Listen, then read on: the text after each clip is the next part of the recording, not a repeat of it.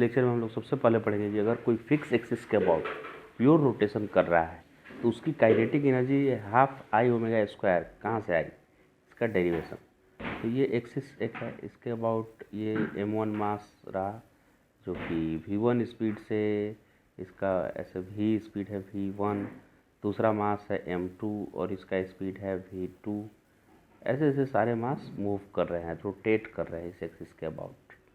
तो v equal to r omega होता है और ओमेगा रोटेशन में सारे पार्टिकल का सेम होता है ओमेगा, सिर्फ इंडिविजुअल पार्टिकल का v डिफरेंट होता है, क्योंकि v equal to r omega में r जिसका कम होगा, जो एक्सिस के पास होगा उसका v भी कम होगा और एक्सिस से दूर वाले का v ज़्यादा होगा, लेकिन सबका ओमेगा सेम होता है। तो ठीक है, v1 equal to r1 omega, v2 equal to r2 omega, v3 equal to r3 omega. Kinetic energy total लिखे तो इंडिविजुअल का kinetic energy half mv square होता है, तो सबका half m1 v1 square plus half m2 v2 square ऐसे ऐसे सम कर दिया मैंने। फिर v1 को r1 ओमेगा, v2 को r2 ओमेगा ऐसे लिख दिया मैंने और सब में हाफ कॉमन लिया, तो ब्रैकेट में हाफ भी कॉमन लिया और ओमेगा स्क्वायर भी देखिए कॉमन लिया, तो ब्रैकेट में m1 r1 square plus m2 r2 square ऐसे ऐसे करके सम आ गया। अब ये है क्या चीज़, तो ये पिछले ही वीडियो में हम लोग प्रूव किए हैं कि ये मोमेंट ऑफ इनर्शिया का फॉर्मूला है, m1 r1 square plus m2 r2 square. तो इतने को हम आई लिख सकते हैं, तो हाफ और ये बीच वाला m1 r1 स्क्वायर ये सब मिलकर आई हो गया और ये ओमेगा स्क्वायर। तो total kinetic energy of particle in pure rotational motion is given by half I omega square. Prove हो गया इसका। नेक्स्ट आइटम है इस वीडियो के लिए radius of gyration. Radius of gyration क्या चीज़ है ये देखते हैं पहले। तो किसी भी ऑब्जेक्ट का आप निकालेंगे मोमेंट ऑफ इनर्शिया बॉडी का, तो वो किसी एक पर्टिकुलर एक्सिस के अबाउट आपने निकाला मोमेंट ऑफ इनर्शिया कितना है। अब इस पूरे मास को आप मानिए कि उसको मेल्ट करके पूरे सॉलिड बॉडी को और एक पॉइंट पर रख देना है आपको, एक पॉइंट पे उसको पॉइंट मास बना देना है पिघला कर पूरा। तो उस पॉइंट मास को कहाँ पे रखें पूरे मास को, अब वो पॉइंट मास आ गया तो इसका मोमेंट ऑफ इनर्शिया m और मान लेते हैं कि k दूरी पे हम उसको रखें, तो m k स्क्वायर हो गया। तो ये m k स्क्वायर जो हुआ ना, वो जो डिस्ट्रीब्यूटेड मास था अपने पूरा फैला हुआ था वो प्लेट जैसा, उस वक्त के मोमेंट ऑफ इनर्शिया के बराबर आना चाहिए मोमेंट ऑफ इनर्शिया ये m k स्क्वायर। यानी कि एक्चुअल इसका मोमेंट ऑफ इनर्शिया था m r square by 2, disc था इसलिए। लेकिन अगर पूरे डिस्क के मास को पिघला दिया जाए तो उसको कहाँ पे रखा जाए, ये येलो वाले एक्सिस से कहाँ पे रखा जाए कि उसका पॉइंट मास का मोमेंट ऑफ इनर्शिया अगर लिखें m k स्क्वायर तो वो ओरिजिनल मोमेंट ऑफ इनर्शिया के बराबर आ जाए। तो उसी k को एक्सिस ऑफ रोटेशन से उसी दूरी पे जहाँ पे हम उसको पिघला के रखें उस दूरी को रेडियस ऑफ जायरेशन करते हैं। ठीक, तो m r स्क्वायर बाई 2 इसका डिस्ट्रीब्यूटेड मास का मोमेंट ऑफ इनर्शिया था और इसको पूरे को मेल्ट करके एक जगह रख दिए तो वो पॉइंट मास बन गया और उसकी दूरी मान लीजिए कि k रखा मैंने, तो m k स्क्वायर हो जाएगा क्योंकि पॉइंट मास का moment of inertia m k square से देते हैं। तो इन दोनों को इक्वल होना चाहिए, उसके कॉरेस्पॉन्डिंग जो k आएगा वही रेडियस ऑफ जायरेशन होगा। तो m से m कट गया और k की वैल्यू यहाँ पे आ गई, इधर जाकर रूट लग जाएगा तो r रह जाएगा और नीचे 2 के साथ रूट बच जाएगा। तो r by root 2 radius of gyration आया इसका। डेफिनेशन भी देख लीजिए यहाँ रेडियस ऑफ जायरेशन का है। तो radius of gyration of a body about its axis of rotation may be defined as the distance from the axis of rotation at which, if the whole mass of the body were concentrated, its moment of inertia about the given axis would be the same as with the actual distribution of mass। पूरा एक साथ यहाँ पे screen पे है, आप इसको note down कर सकते हैं। एक और रेडियस ऑफ जायरेशन निकालते हैं हम लोग इस स्फीयर का। तो यहाँ पे दिया हुआ है सॉलिड स्फीयर, ठीक है, सॉलिड स्फीयर। इसका रियल मोमेंट ऑफ इनर्शिया होता है 2/5 हमारे स्क्वायर।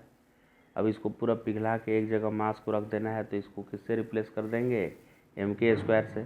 तो m से m कट गया और k equal to root 2/5 r आ गया, radius of gyration of solid sphere. फिर हम लोग एनुलर डिस्क का हम लोग फाइंड करने जा रहे हैं moment of inertia derivation. Annular disc मतलब ये R1 से R1 रेडियस लेके, मतलब यहाँ से लेकर और R2 रेडियस तक, यहाँ तक ये ऐसे से फैला हुआ है, ऐसे से ऐसे। अब यहाँ बीच में यहाँ क्या है, खाली है, खोखला है यहाँ पे, ठीक है, इसको एनुलर डिस्क बोले।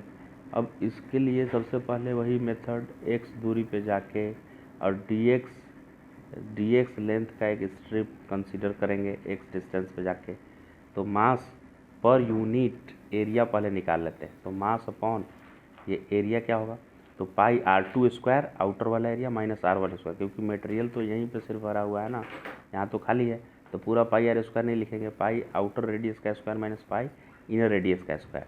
तो ये मास पर यूनिट एरिया इसका आ गया, ऐसे जो चूड़ी जैसा ऐसे दिख रहा है ऐसे ये वाले पार्ट का।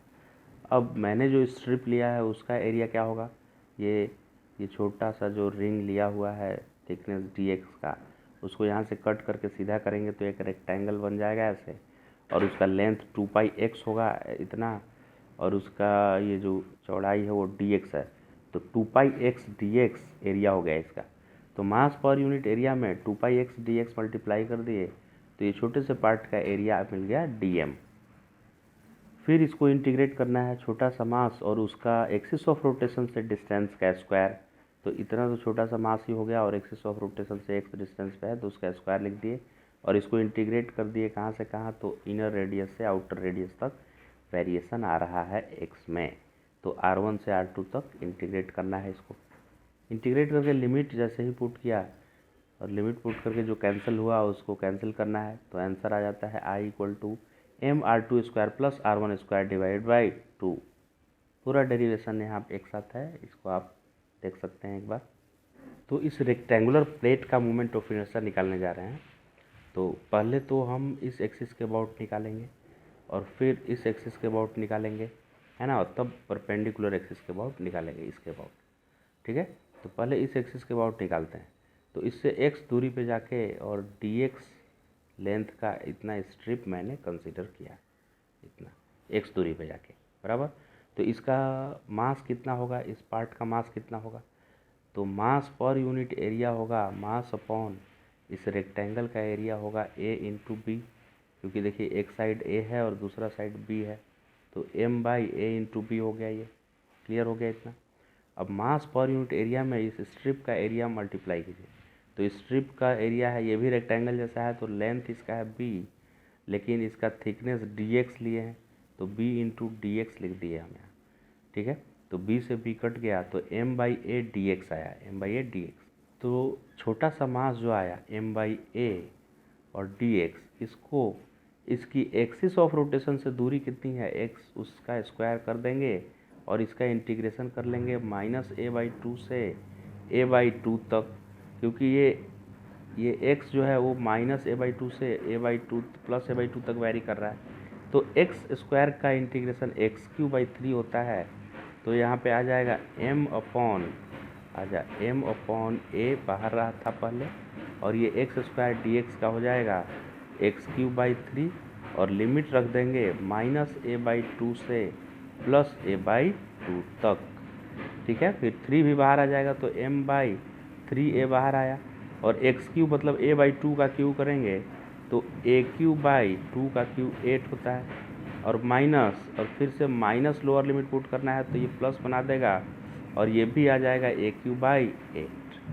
अब a³/8 और a³/8 मिलाकर कितना हो जाएगा, दोनों ऐड करेंगे तो 2a³/8, 2/8 कट के 1/4 आ जाएगा, तो ma³/2/8 मतलब 1/4 यानी 4 हो गया यहाँ, और यहाँ 3a था।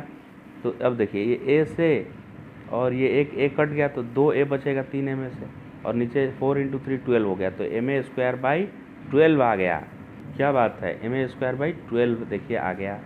ये इस एक्सिस के अबाउट, यानी ऐसा लग रहा है कि इस एक्सिस के बाद मोमेंट ऑफ इनर्शिया निकालते समय आप क्या, ये वाला पॉइंट और ये वाला पॉइंट आके मिल गया है आपस में, ये रॉड एक बन गया है, पूरा जो प्लेट था रेक्टेंगुलर प्लेट वो रॉड बन गया है a लेंथ का, तभी तो रॉड का ही तो ये आता है फॉर्मूला ma²/12, है कि नहीं। वैसे ही जब x एक्सिस के अबाउट निकालना होगा, x और x डैश एक्सिस के अबाउट निकालना होगा, तो ऐसा लगेगा जैसे इधर वाला यानी a पॉइंट और b पॉइंट चल कर आया और आपस में मिल गया, तो ये रॉड एक बन गया प्लेट। कितने लेंथ का रॉड बना, तो b लेंथ का, तो x डैश के अबाउट mb²/12 आ जाएगा। तो वाई वाई डैश के अबाउट आया एम ए स्क्वायर बाई 12 और एक्स एक्स डैश के अबाउट आया एम बी स्क्वायर बाई 12। तो परपेंडिकुलर एक्सिस थ्योरम लगा देंगे तो ये इस एक्सिस के अबाउट जो प्लेन के परपेंडिकुलर है आ जाएगा m by 12 a square plus b square. Next है moment of inertia of sector. ये सर्कुलर प्लेट का एक सेक्टर है, इसका मोमेंट ऑफ इनर्शिया निकालने का मन है भाई। ठीक है, तो आप एक्सिस ये लिए है ना, तो एक्सिस से यहाँ से आप x या r दूरी पे जाके और ऐसे dr थिकनेस का स्ट्रिप ले लीजिए आप। ठीक है, मोटाई का। अब इसका मास निकालते हैं, छोटा सा मास। तो पहले तो हम मास डेंसिटी निकाल ले रहे हैं, तो मास पर यूनिट एरिया, किसका एरिया? इस सेक्टर का एरिया भाई, पूरा इसका एरिया निकालना है पहले। मास पर यूनिट एरिया निकल जाएगा, फिर उसमें हम इसका स्ट्रिप का एरिया से मल्टीप्लाई कर देंगे तो छोटा मास निकल जाएगा।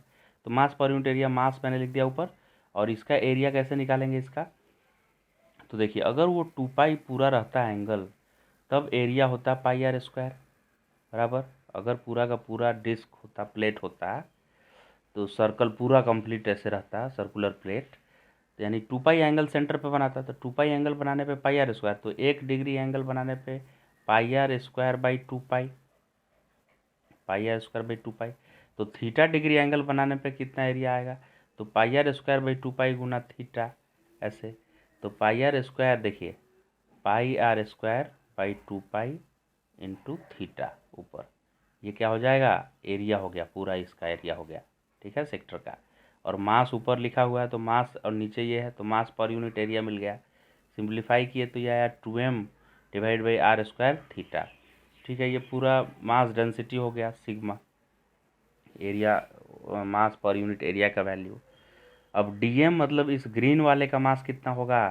तो जो सिग्मा आया है यानी मास डेंसिटी, उसमें ग्रीन वाले का एरिया मल्टीप्लाई करेंगे। ग्रीन वाले का एरिया कितना होगा? तो आर्क लेंथ, आर्क लेंथ होता है कितना? तो आर्क लेंथ होता है रेडियस इंटू थीटा के बराबर। आर्क लेंथ का formula theta equal to L by r, so L equal to r theta. तो इसका लेंथ हो गया आर थीटा, तो यहाँ पे आर और ये थीटा लिखा हुआ है, आर थीटा लेंथ हो गया। अब इसका थिकनेस कितना है? डी आर, तो ये डी आर यहाँ पे लिखा हुआ है, डी आर से मल्टीप्लाई किया हुआ है। यानी इसका ये एक रेक्टेंगल जैसा सीधा कर दीजिएगा तो आएगा, जिसका आर्क लेंथ आएगा आर थीटा, जो कि लेंथ ऑफ रेक्टेंगल हुआ, और इसका ये चौड़ा कितना हुआ रेक्टेंगल? तो डी आर के बराबर। तो ये डी आर यहाँ पे लिखा हुआ है, ये आर है। ठीक है, तो आर थीटा हो गया इसका लेंथ और डी आर हो गया थिकनेस, तो चौड़ाई। तो ये दोनों मिलाकर हो गया ग्रीन वाले स्ट्रिप का एरिया, और इसको सिग्मा से मल्टीप्लाई कर दिए तो छोटू सा मास का मिल गया मुझे, छोटू सा मास इतना आया। फिर ये छोटू सा मास लिखना है, और इस छोटे से मास का एक्सिस ऑफ रोटेशन से दूरी क्या है? आर, तो उस दूरी का स्क्वायर कर देना है आर स्क्वायर, क्योंकि डी एम आर स्क्वायर होता है। और इसका इंटीग्रेशन 0 से आर कर दिया मैंने। इंटीग्रेशन करके लिमिट पुट करने पे जो कैंसिल हुआ था, कैंसिल करने से एम आर स्क्वायर बाई 2 आ गया। इसका मतलब कि ये इंडिपेंडेंट फ्रॉम थीटा आया।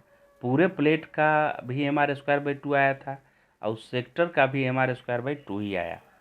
आधा भी रहता प्लेट, आधा भी प्लेट ऐसे रहता, तो इस पॉइंट के अबाउट मोमेंट ऑफ इनर्शिया वही आता है, एम आर स्क्वायर बाई 2। तो मोमेंट ऑफ इनर्शिया अगर पूरे डिस्क का एम आर स्क्वायर बाई 2 है, तो उस डिस्क से आप सिमेट्रिकली इसको कट करके निकाल भी दिए, ये इतना कट करके 90 डिग्री वाला बाहर कर दीजिए इससे, या इसका थोड़ा ही सा पार्ट इतना कट करके बाहर कीजिए, सभी केस में मोमेंट ऑफ इनर्शिया इसका जो रिमेनिंग मास बचेगा, एम आर स्क्वायर बाई 2 लिखना है, लेकिन एम क्या लिखना है ध्यान रखिएगा, एम ही चेंज हो जाएगा, नया एम हो जाएगा। जैसे इसमें से हम इतना कट करके निकाल दिए, तो अब रिमेनिंग मास क्या हो जाएगा? टोटल मास अगर था एम, तो रिमेनिंग मास हो जाएगा 3/4 एम, राइट। ये ब्लू वाले मास को गायब कर देंगे तो 3/4 एम आया। तो मोमेंट ऑफ इनर्शिया तो वही रहा, 3/4 एम, 3/4 एम ये मास हो गया, और r square by 2, M r square by 2 होता था ना पूरे डिस्क का, तो इतना कट करके निकाल भी दिए, तो भी जो रिमेनिंग रहा उसका एम आर स्क्वायर बाई 2 ही रहा, लेकिन मास ही अब चेंज हो गया, 3/4 एम हो गया। तो मोमेंट ऑफ इनर्शिया तो चेंज हो गया भाई, पहले moment of inertia M r square था, अब 3/4 mr²/2 आ गया। पहले मोमेंट ऑफ इनर्शिया mr²/2 था, अब 3/4 mr²/2 हुआ, तो मोमेंट ऑफ इनर्शिया तो बदल गया, लेकिन रेडियस ऑफ जायरेशन नहीं बदलेगा, क्योंकि इसको इक्वल टू जब आप इधर लिखिएगा तो रेडियस ऑफ जायरेशन लिखने के लिए m² लिखते हैं, तो m भी आपको 3/4m लेना पड़ेगा अब, और उसका k² करना पड़ेगा। तो ये 3/4m से 3/4m कट गया, तो वापस देखिए r²/2 इक्वल टू k², यानी k इक्वल टू r/√2 आया। जबकि पूरा भी एक कंप्लीट प्लेट था तो भी रेडियस ऑफ जायरेशन r/√2 ही आया था। तो इससे ये पता चला कि किसी भी ऑब्जेक्ट से सिमेट्रिकली कट करके आप बाहर निकाल रहे हैं। सिमेट्रिकली मतलब इधर से भी कट और इधर से भी कट, ऐसा ज़रूरी नहीं है, एक साइड से भी कट, ऐसे कट करके ऐसे बाहर निकाल देते हैं, तो जो रिमेनिंग पोर्शन बच रहा है उसका रेडियस ऑफ जायरेशन वही आ रहा है जो ओरिजिनल कंप्लीट सिस्टम का या बॉडी का रेडियस ऑफ जायरेशन था। लेकिन जब एसिमेट्रिकली आप कट किए, एसिमेट्रिकली मतलब इस तरह से रेंडमली कट दी, इधर से ज़्यादा कट किए, इधर से कम कट किए, ऐसा कर दिए रेंडमली, तब रेडियस ऑफ जायरेशन चेंज हो जाएगा। तो हम डेल्टा आई यहाँ पे माने हैं, जो कट करके निकाले हैं उसका moment of inertia about this axis, और मास, रिमेनिंग मास कितना बचा है, capital M minus small m, ये स्मॉल m कट करके बाहर निकाल दिए एसिमेट्रिकली, तो आई होगा मोमेंट ऑफ इनर्शिया पूरे का, जब कट नहीं किए हैं उस वक्त का रिमेनिंग पोर्शन का मोमेंट ऑफ इनर्शिया, और जो कट आउट किए उस पोर्शन का मोमेंट ऑफ इनर्शिया सेम इस एक्सिस के अबाउट, इन दोनों का सम होगा, राइट। ये रिमेनिंग वाले पोर्शन का मोमेंट ऑफ इनर्शिया इस एक्सिस के अबाउट, और वो I' मैंने माना है, और जो ये मोमेंट ऑफ इनर्शिया है उसको डेल्टा आई मैंने माना है इसी एक्सिस के अबाउट। तो इन दोनों का सम करने से ओरिजिनल मोमेंट ऑफ इनर्शिया आ जाना चाहिए, राइट। तो ओरिजिनल मोमेंट ऑफ इनर्शिया में ये डेल्टा आई यानी कटेड पार्ट का मोमेंट ऑफ इनर्शिया सब इधर सब्ट्रैक्ट होगा जाकर, तब I' यानी ये रिमेनिंग वाले इतने का मोमेंट ऑफ इनर्शिया आएगा। तो ठीक है, I' इतना आ गया। अब M' भी तो, ये रिमेनिंग पार्ट का मास भी तो चेंज हो गया, कैपिटल M था उसमें से स्मॉल m कट कर दिए, तो capital M minus small m आ गया उसका मास। तो I माइनस डेल्टा आई ये रिमेनिंग पोर्शन का मोमेंट ऑफ इनर्शिया रहा, और रिमेनिंग पोर्शन का मास रहा m माइनस स्मॉल m, और रेडियस ऑफ जायरेशन k है तो k² मैंने लिख दिया। तो उससे k का वैल्यू आया I minus delta I by m minus small m का रूट। अगर एसिमेट्रिकली कट किए तो इस तरह से आप रेडियस ऑफ जायरेशन निकालेंगे।